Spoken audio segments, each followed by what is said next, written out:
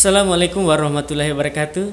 Sahabat podcast Sultra dimanapun Anda berada, senang sekali rasanya sore hari ini bisa bersua kembali. Kalau kemarin kami podcast dan standby di kantor harian Rakyat Sultra, kali ini tim podcast Sultra menyambangi langsung kantor pertanahan Kota Kendari.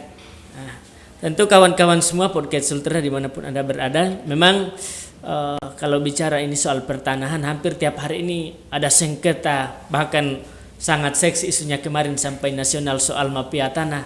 Dan hari ini di kantor BPN kami akan berbincang langsung dengan Kepala Badan Pertanahan Kota Kendari, Pak Herman Sairi. Apa kabar, Pak? Baik. Gimana kabar, Pak? Alhamdulillah sehat ya. Oh, keluarga sehat, Pak? Alhamdulillah Sehat. Pak, ini kan sudah era teknologi 4.0 ini. Suka atau tidak suka, ini kan BPN juga harus berbenah soal teknologi. Begitu. Bagaimana BPN Kota merespon soal perkembangan teknologi ini? Terima kasih. Di era teknologi saat ini memang betul kami kantor pertanahan Kota Kendari ya secara otomatis harus mengikuti. Ya, jadi kami kan instansi vertikal, jadi memang di kementerian itu sudah menyiapkan beberapa instrumen untuk hal tersebut.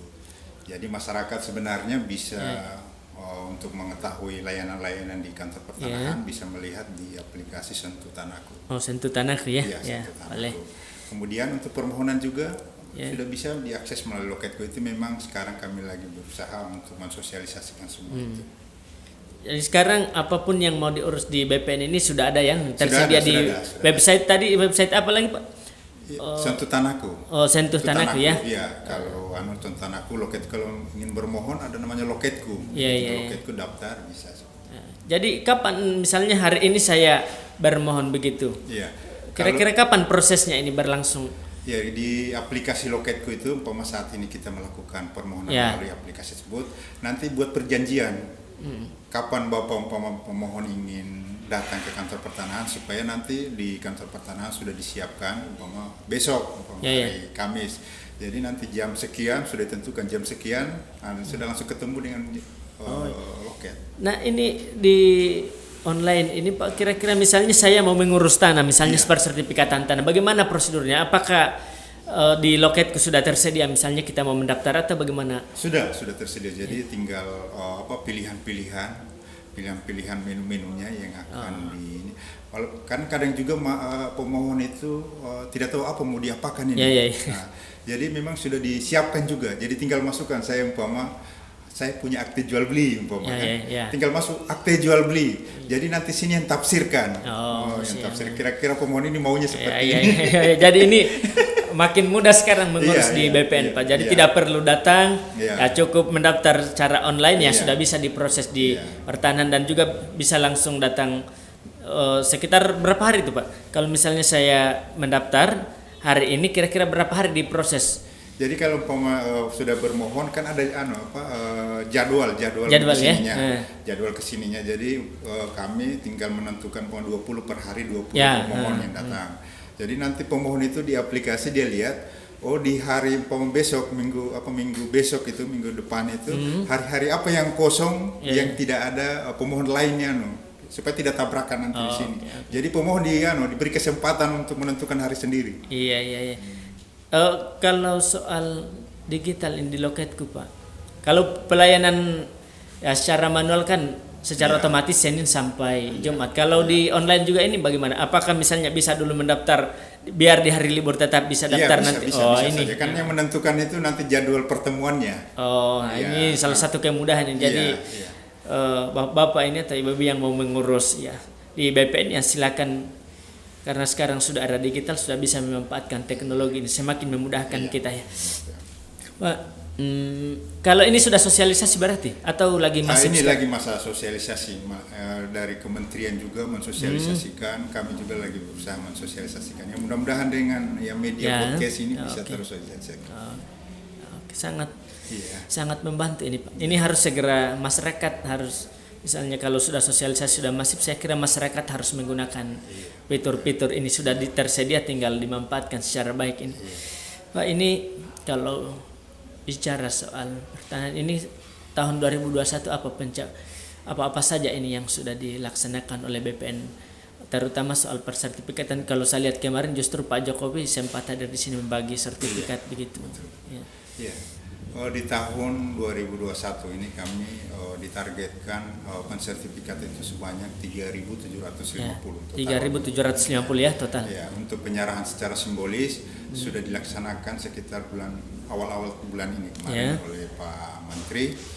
Jadi memang kami sekarang lagi berkoordinasi dengan pihak kelurahan untuk penyerahannya. Penyerahannya karena kemarin kan baru sifatnya simbolis saja. Ya. Tercapai itu Pak 3.000. Tercapai 3.750. Malah sekarang kami sudah ditarget lagi untuk tahun berikutnya. Memang kami BPN ini melalui kementerian memang ditargetkan di tahun 2025 diupayakan seluruh Indonesia sudah tersertifikat. Tersertifikatkan. Jadi Kota Kendari ini memang masih banyak yang belum tersertifikat. Masih banyak pekerjaan. Itu tidak bisa kita kerja sendiri, perlu semacam kolaborasi dengan pihak lainnya. Tahun 2022 ini Pak, apa program yang sudah? Ya itu masih yang itu juga. Masih itu juga ya persoalan persertifikatan nih. Iya. Tapi ini kan ada PTSL Pak. Kalau PTSL bagaimana? Iya sudah yang itu.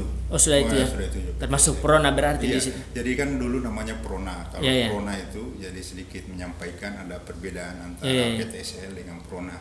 Kalau dulu sifatnya Prona, ada pihak kelurahan atau desa yang mengajukan umpama 10, hanya 10 itu saja yang kita selesaikan. Tapi kalau PTSL, dia sifatnya satu kelurahan harus tuntas. Oh, PTSL ya. Iya, jadi paling tidak terpetakan sekelurahan itu. Karena artinya kan tidak mungkin tersertifikatkan secara keseluruhan karena bisa jadi tanahnya bermasalah, orangnya tidak berada di sini, kan seperti itu kira-kira. Ya, boleh Pak. Jadi tahun depan ini ya, mudah-mudahan masyarakat Kota Kendari juga ini yang belum tersertifikat tanahnya ya, boleh juga mengajukan atau konsultasi dengan BPN supaya secepatnya juga disertifikatkan ini. Termasuk kalau kemarin sempat beredar isu termasuk pesisir Pak ya, sudah bisa itu. Jadi menyangkut pesisir itu baru kemarin kami menghadiri acara di Wakatobi dalam rangka persiapan namanya gugus tugas reform agraria summit. Nah, di situ kemarin ini baru sifatnya meninjau yang rencananya bulan Maret kegiatannya. Bulan Maret ya. Jadi memang di situ salah satu isu yang dimunculkan bagaimana masyarakat pesisir itu bisa disertifikatkan. Jadi masyarakat pesisir sudah bisa punya sertifikat ya. Ya itu di momen itu yang ini supaya keinginan dari tim GTRA itu disingkat GTRA itu supaya ada semacam suatu komitmen bersama dari lintas sektor menyangkut pensertifikatan wilayah pesisir. Jadi termasuk tim BPN ini untuk pensertifikatan ini siap selalu ya untuk kemudian turun. Ini kan kita tahu sendiri ini kalau saya sering lewat dulu di depan ini kadang ada yang demo tuh soal sengketa tanah hampir tiap hari sengketa tanah. Betul. Bagaimana BPN sendiri ini menyelesaikan soal sengketa apalagi di Kota Kendari ini cukup lumayan juga ini persoalan sengketa tanah ini Pak. Iya memang betul. Saya itu bertugas di Kota Kendari di tahun 2020. Sebelumnya saya selalu bertugas di kepulauan. Yang masuk di Kota Kendari ternyata jauh sekali bedanya. Artinya dinamikanya cukup hidup ya. Iya, karena masalah pertanahannya memang cukup kompleks di Kota Kendari.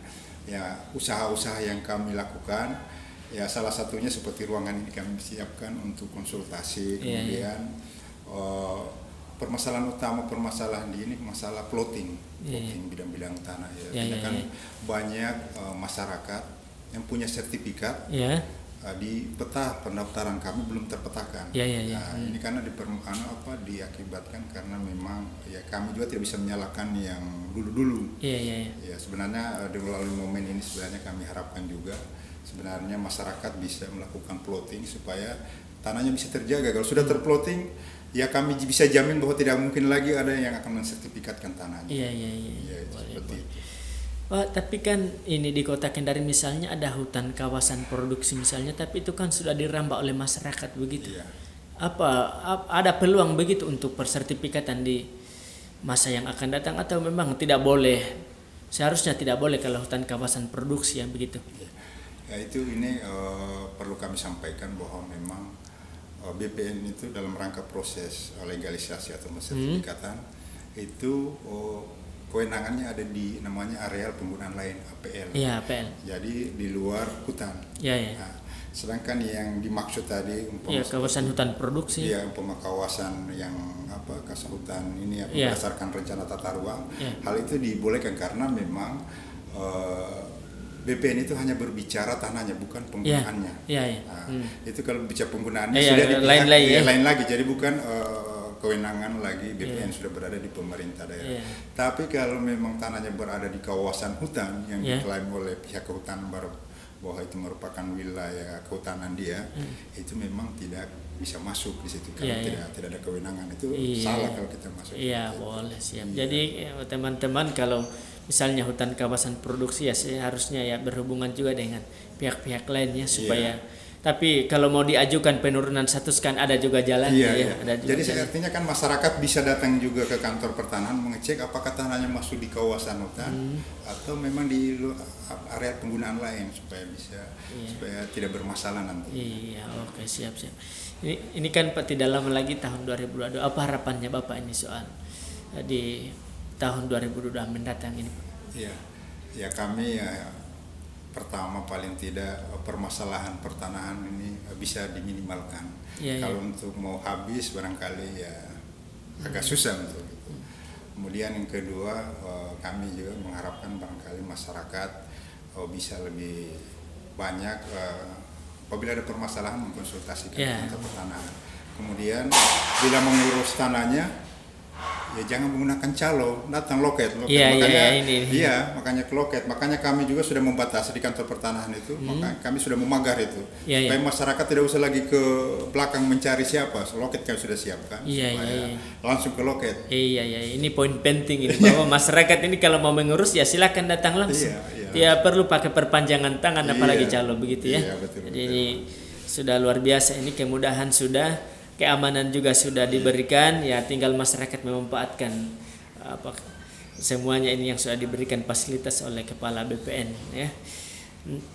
Ada target tersendiri tahun 2022 apa soal persertifikatan sudah ada?